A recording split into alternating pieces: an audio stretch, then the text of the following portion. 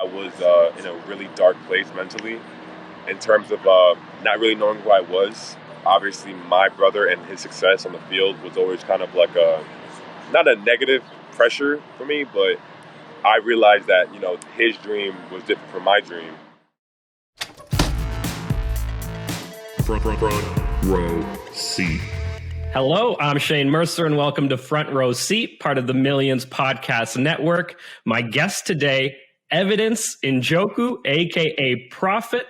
Welcome to the show, man. Thank you. Look at you. You're down there, Miami, Florida? Looks beautiful out there. Looks like you're living the life. Yeah, it's not too bad. It's sunny, but Good, man. You've got a famous last name because of your brother, David. He plays football in the NFL with the Browns, tight end. But you guys come from a really big family. Yes, sir. So tell me about that. What is it, 9 kids? And you guys grew up in New Jersey, is that right? I'm one of 9 siblings. We have roots in Nigeria, West Africa. Charles, Evidence, David, Happiness, Gladys, Faith, Lisa, Chelsea, the innocent. He's a medical doctor. My younger brother Charles, I played with him at UCLA. He's a football player. David is who he is in the NFL, and my sister Happiness is a pastor, and Gladys is an engineer, and the list varies. Wow, man, that's an impressive family to say the least. Thank you. It means a lot. Where did you spend most of your time growing up? I was born in Jersey City. I grew up in a small town, maybe like 15 minutes from Montclair, called Cedar Grove, New Jersey. I finished high school at Wayne Hills. And so that's kind of my New Jersey roots, and Watching your brother right now, David Njoku in the NFL, that's got to be pretty cool. Yeah, I had a blessing, or had the privilege to be able to kind of be on his journey in terms of just being around him all the time when he's traveling or going to games, or just being around his teammates as well too. I've trained with Odell Beckham, Jarvis Landry, Kareem Hunt. Wow, that's really cool, man. What's it like to train with like superstars like that? One thing that I feel like my brothers and I pride ourselves on, we're like extremely competitive. So, I remember when I was at UCLA, we were training with guys like, Daniel Jones, Odell Beckham, Sterling Shepard. And I mean, it was kind of surreal, but at the same time, I wanted to be like present in the sense that, I know that these guys are superstars, but, that competitive nature in me, and my brothers as well too, I was kind of sizing them up during the workout just to know that I could keep up as well too. So it was a great experience, and there were multiple experiences like that. So that's really cool, man. So tell me about like when you first started getting into football. Was it just something, you saw your older brother doing and you're like, oh, I'm going to do that too? Like, tell me about, when in high school, I'm assuming it was when you probably first started playing? Yes, sir. So I first started playing when I was in Cedar Grove. I played Pee Wee football throughout my journey, my career. I always idolized David, because, everybody wants to be like their older brother and everything. And, he's always been such a world-class dude and such a role model to not only myself, but like other athletes as well too. And it's apparent because he's done a lot of charity work and give back and events in the community as well. And me going through college, I was at the University of Miami for 3 years. It was a great experience of my life, world-class university. And throughout this whole kind of, journey, I was able to, meet a lot of good people, just be in different states, which is, it all added up to the man I am today. When did you realize in high school that, I'm going to get recruited, I'm going to be going to play college ball for sure? I realized after my junior year in high school, I believe it was against when we played Milburn. I had a good game, and then, my coach at the time, Ed Sadlock, he called me in his office, and he was telling me about how I was getting, notices from scouts and a lot of buzz around me around the town. So I just tried to keep, an even keel, and that's when scholarships began to come in. So I'm grateful to God because of that. I'm assuming you got several offers. Was it an easy decision to go to the University of Miami? Yes and no. I feel like, the love I have for my brother and my family, all together, we just, I've always wanted to keep this like such a unifying story. So when I made the choice to go to the U, I don't regret a thing. It was the best 3 years of my life, and I made a lot of great connections with people in the building and even greater experiences on the field. What happens then? You get to the University of Miami, then what? So after my tenure at the University of Miami, I grew like 3.5 inches, 4 inches. I went through a lot of injuries and, ups and downs as well too. So I decided to transfer to UCLA with my brother at the time, Charles. And, just me being able to kind of have that outlook on things, playing at my brother's school, at the time, so having the same kind of experience playing with Charles, it was just such a. I never really thought that I would be able to have best of both worlds. You were at the University of Miami, I think, for 3 seasons? 3 seasons, yes, sir. I'm assuming, first year, you probably didn't get as much playing time, but then how did things progress from there? First year, I went through injuries as well as a season-ending injury, surgery. So I had to redshirt that year, and I changed from my position from a wide receiver to a tight end the year after. So it was just about a lot of me just getting acclimated and just used to just the different kinds of schemes and everything. But it was cool because I knew that my brother was a tight end, and me just being able just to be like mentored by him, just in a sense of like learning the blocking scheme, learning which steps to take. It was like it was cool, different but cool. The injury, tell me about that. What happened? A season-ending injury sounds pretty serious. Well, yeah, I was running a route, and I sprained my meniscus, so it was just like a little scope that got cleaned up and everything. But you've actually got different dreams that aren't on the football field. And are actually inside the wrestling ring. You've been to a few WWE tryouts. Talk to me about that. I mean, what was that like? I felt like I was dreaming because it was just, I didn't know what to expect. I was with like a lot of other competitors that were in the same boat, and it was just such a unifying and like positive overall experience. And I got to be around guys like Shawn Michaels, the McMahons, the Triple H's, the Kofi Kingston I met, and it was just like, it was exciting at the same time, but I also wanted to make sure that I put my best foot forward and carried myself in a professional sense and a overall creative sense. When did you first start getting into wrestling? Dude, I just got chills. Like when I was a kid, me and my brothers used to pretend like we were wrestlers, and I used to pretend like I was John Cena. So one day, when this opportunity happened, I was just like. It felt like it was a dream. That's awesome. So you started getting into it around that era, the John Cena era. Yeah. Right. Did you ever watch any of the older wrestling, stuff from like the 80s or 90s? No, I never watched anything that old. Geez, you're making me feel old over here, man. What about even like the Attitude Era? Did you ever watch like Stone Cold? Hell, bro. I mean, excuse my French, but DX. All those guys, like the Hardy Boys. Yeah. I used to think, dude, I used to be Matt Hardy and David used to be Jeff Hardy. Like, it was just like, and we used to play the video games as well too, so it was just crazy. Talk to me a little bit more about where you see yourself going in the WWE. I'm literally just focused on the process at hand. They want me to gain weight.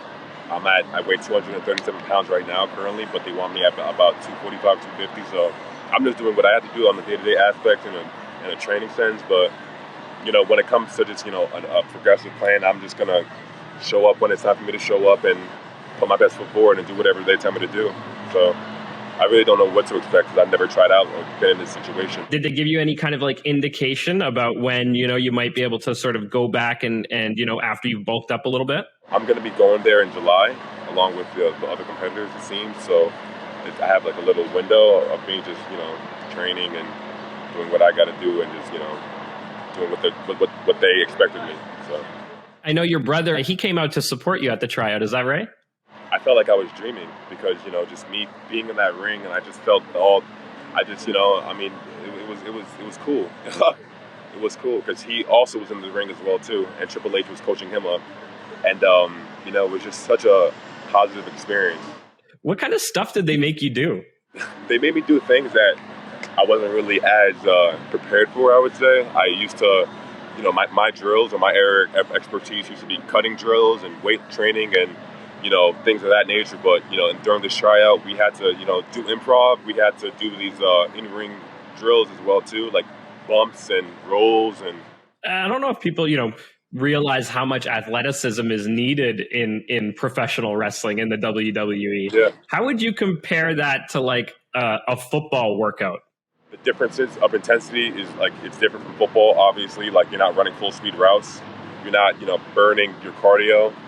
You're not running a 20-yard dig, but in the ring it's definitely cardio, and you have to be agile and you have to be really attentive to detail in the sense that while they're coaching you up, you have to be able to translate all past learnings from the drills into like the ring. So it's definitely a combination of both worlds, I would say. I guess you have to come up with like a persona, right, or like a character of sorts. What would that look like for you? I don't really have anything set in stone, but the character that I did kind of present them with was like this kind of African warrior because, about 2.5 months ago, me as well as my family went to Nigeria and we participated in my older brother's like humanitarian give back situation. We help feed people and the needy. And I kind of brought that kind of idea to them in the tryout, and I kind of maxed the tryout around that. And it was fun to me. I got positive, reinforcement from even some other competitor or the other talent. And I'm just open ears. Whatever they want me to do, however route they want me to take in this, I'm open ears, open heart. Talk to me about that trip to Nigeria. I saw some of the posts on, that you posted on Instagram there. It looked like an incredible experience. Yeah, it changed my life. I feel like that trip kind of, made things a lot more visible in how I look at myself and how I want to progress with my own journey. Let's expand on that a little bit more. You say it changed your life. Well, a few different reasons. Number one, I saw or I reunited with a lot of people in my extended family that I haven't seen for like 15 plus years. I was able to really just like be aware to how life really is on other parts of the globe, and people of need and how they just try to survive just to get to the next meal and everything. But what really made me really enlightened me the most, I would say, was how happy everybody was. What sort of other lessons might you have taken away from that trip? Are you asking about me in a personal sense or just a general sense?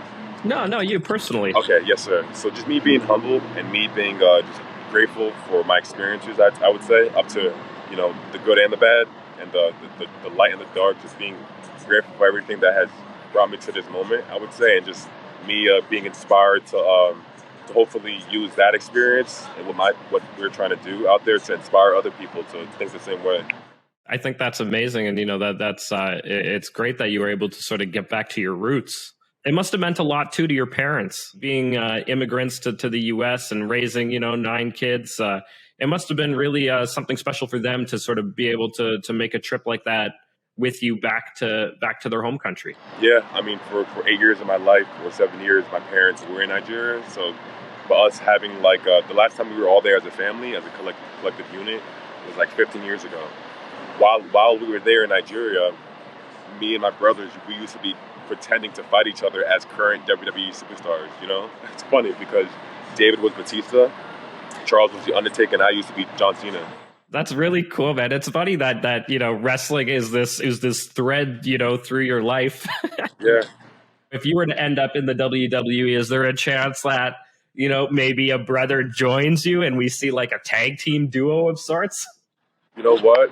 If that happens, like, that'd be insane. I asked David if he would do it, and he seemed interested, but, obviously that's a whole different separate route and journey that we have to make a process to, but that would be the cream, the icing on the cake. Do you think you'll be going back to Nigeria ever? Yeah, so we're going to be having that annual give back for the foundation every year. So, next year we're going to be going back as well, too. Talk to me about that. What is this annual give back? What would that look like? So every year we're going to go back and donate more money to our tribe and community, and just keep trying to shed that awareness and provide for that community the best way we can. That sounds great, man. I applaud you and your brothers in that effort. It's great to be able to give back to a community you're so connected to in that way. So I want to ask you about something else, and you let me know how you feel about it in this part of the conversation. But I saw you post something else recently on Instagram, and this was about your mental health. It was a very sort of serious post, but it was about a time in your life about a year ago. Tell me where you were at a year ago. I was in a really dark place mentally in terms of not really knowing who I was. Obviously, my brother and his success on the field was always kind of like not a negative pressure for me, but I realized that, his dream was different from my dream. And I had all this energy and I really didn't know where to direct it towards. And I was just kind of lost, bro. Like, I just didn't really feel like I was, moving forward in life, you know what I mean? Or I didn't have any outlook. And And yeah, I feel like me, along with many other athletes, we go through this, but like a lot of athletes, don't make it out on the other side, and it's kind of we're kind of put in between a rock and a hard place, because like we're supposed to be like strong, and we're supposed to be like really dominant and really physical. But I was just talking to this one track Olympian, and she was also agreeing with me in the sense that mental health it doesn't discriminate. That came from my heart, and I didn't want to make anybody feel like too like, oh my goodness, like. No, I think it's always brave whenever anybody comes forward about their mental health issues, and just as much when an athlete does it, because like you said, everybody has this perception that athletes, especially where the general public looks at these people as bigger than life, larger than life, stronger than life.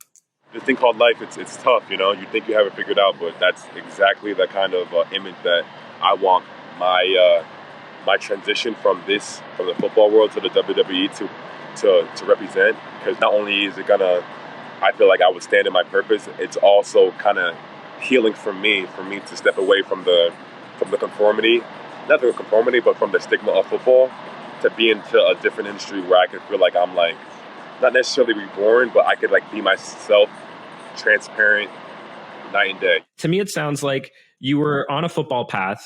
You're watching your brother who had moved on to the NFL. He's playing in the pros, but maybe, you weren't seeing that you were going to be able to walk the same path, and you needed to come up with something else. Hit the nail on the head, without a doubt. How were you able to sort of deal with that and cope with that? Or I guess, if you weren't coping, how were you struggling with that? I was struggling in the sense that, like, because I knew that I had a younger brother that kind of looked up to me the same way I looked up to David. I felt a lot of pressure to try to, give him the answers, but I just, before anything else, I'm grateful for my family. I'm grateful for my brother David, my brother Innocent, all of my sisters, even Charles, my parents, because they were really there for me. More important than anything, I feel like I connected with God, and I really try to start doing right by God and trying to build my faith. I got baptized like a week and a half ago with Pastor Mike. He's a team chaplain at the University of Miami, and I've been in strong communication with him, as well as my sister Happiness, who's a pastor, and just really trying to be a better person each and every day, and just trying to like let that kind of light show in the lives of other people, and that's all I really can do. So not be too hard on myself. That's a big thing that I'm working on. Was there somebody at the time that was able to kind of pull you out of that dark place you were in, or did you end up having to pull yourself out, or how did you get out, and how long did it take to get out? It's kind of a touchy subject to me, because I don't want to come off a certain way like I'm being too dramatic, but that was a real thing. And I would say my brother David and Charles, they were the one that they were just kind of just assuring me that my value as a person wasn't just attainable just to me being a football player or me being in any industry or anything. It's like my value as a person is who I am and how I can treat people and how I could influence people as well too. So that kind of gave me confidence to just let ease and not be too hard on myself about the past and everything. So was there a moment, or was there a specific incident, or a time and place where you had reached a tipping point? No, not really.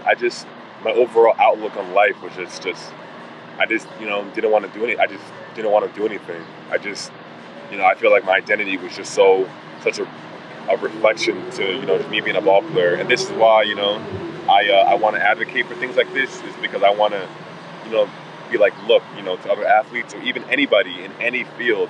My sister, she's an engineer, and, we talk. I have a really good relationship with my sister Gladys, and we talk about how her stressful work environment could like affect or influence her, and I think that it's like a unifying thing to say that this is something that we could all share. Right. You mentioned your faith. Has that always been something that's been part of your life, or is that something really new for you? I would say I grew up in a Christian household. My mom and parents, they used to always hound us on how important God was and being in a relationship with God and everything. But it wasn't until I really listened to my brother David and my sister Happiness about really trying to put him first and like get right with him, because I was questioning everything. Like I was, I didn't know where I was mentally. It wasn't until then that it gave me enough confidence to just lead, just to move ahead, and you know what I mean, to just try to put my faith in something that's not in myself, because I feel like as young men we want to put all the pressure on us. We want to provide for our family. We want to help our parents. We want to make it. We want people to accept us as being like good men. And I feel like that pressure, I put myself in that kind of pressure ever since I was like a kid with my brother Charles, so he could look up to me the same way I would want someone to look up. You know what I mean? So talk to me about where you're at in terms of your faith. You mentioned you just got baptized. How, just recently? Yeah, so I got baptized at the University of Miami, and that's also where I've been training. And I've been really transparent with my pastor, Pastor Mike, and just kind of passionate about me wanting to just feel like I am walking with God, and he gave me confidence to just be in my faith. And that wasn't something that I was used to ever. A big part of faith is also being part of a church and being part of a community. How important is that at this stage of your life to sort of feel a part of something, maybe bigger than yourself? We go to this church called the Universal Church, and that's where my sister is a pastor in Texas. So me and my brothers and my parents, we go there. And that's also a community that that I could identify as well as, being part of the UFCA. That's where I got baptized as well too. Just to be transparent on my side and where I'm coming from, I grew up in a Catholic family. I'm very Catholic. I was baptized when I was a little baby. I don't remember my baptism, but what's it like to be baptized as an adult, as a grown man? I mean, that was the first time I ever got baptized. I think that when I was growing up, other people used to get baptized, but I used to never. I never really thought about it. I never really thought about the significance or what it really meant. But being at this age and with the experiences that I've had, I wouldn't trade it for the world. Talk to me about that day, though. What goes through your mind, as you're preparing for something that significant? I was thinking to myself that all the experiences of yesterday, it's gonna be made new again, and that's why I was so passionate about trying to get baptized. Is to feel in my head that if I try to be a better person every day to the world, or try to emit more positivity and love and truth and stuff, and it'll just come back to me. It sounds like you've really been going through a lot of personal and spiritual growth over the last couple of months. That trip to Nigeria, being baptized. What's next for you now? How do you sort of put that all together and sort of, build a life for yourself? You're still a very young man. Back to what I said about the education aspect of being a sociology, how that was my previous degree. I believe that we were going to live long lives. So I don't want to limit myself unto what I can do. But right now, my immediate goal and my immediate objective is to be solely immersed in what the WWE development people want me to do, trying to get myself to the best physical shape that I could, the best weight. So you're chasing that WWE dream. I love it, man. That's awesome. Thank you, bro.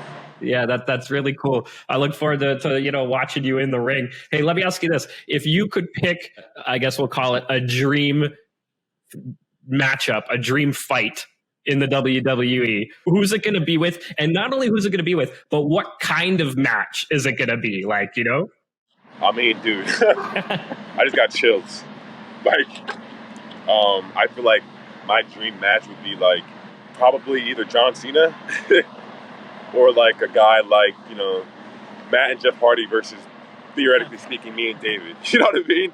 Obviously, they're retired, or I don't know if they're still wrestling, but that would be a movie. You and David versus the Hardy Bros. Is it just a straight tag team in the ring, or are we talking tag team ladders? Tables, ladders, and chairs, or Hell in a Cell, or Hell in a Cell. Woo! Yes, sir, Shane. You beat me to it. Hell in a Cell. There we go. Love it. Oh man, the Hell in a Cell matches were always wild. I remember watching Mankind. Yeah, Mick Foley.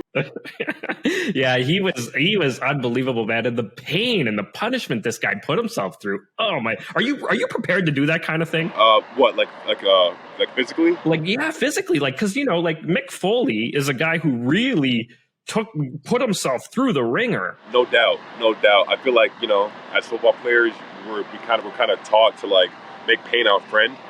You know what I mean? Not our friend, but like our ally. But I mean, in terms of that, standpoint, if I work hard and work smart in terms of the recovery aspect as well too, and making sure that I'm taking care of my body, I think that obviously it's going to be taxing, but we all have the capacity to heal. Yeah, it's true. It's true. We do. Well, that'll be really awesome. But I really hope that we all get to see you fight in the ring one day. Yes, sir. By God's grace. This is the rapid fire section here where, I'll just shoot some questions at you. Very, straightforward questions that are either yes or no, or, you pick or choose kind of thing. Okay. So you ready for it? Perfect.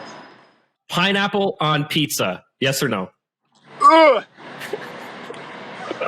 Next. No. Dogs or cats? Dogs. Okay. Bath or shower? Is it a cold bath or hot bath? Oh, you choose. Ice bath for sure. Ice bath. Okay. All right. Wasn't expecting to hear that. Toilet paper. Over or under? Over. Good question. All right. Coke or Pepsi? Pepsi. TV series or movies? You know what? Movies for sure. Phone in the bathroom or no? Nah. I like when it's my time, it's my time. Ketchup on fries or beside? Beside. Do you arrive early or late? I'm early in the sense that I'm gonna try to be early. Text, call, or FaceTime? FaceTime. Do we sleep with pajamas or naked? Naked. There we go. All right, my man. Listen, anything else that you want to put out there before we say goodbye? Any message that you want to share with the world, share with your fans? Just my overall excitement, and over how well, they treated the talent.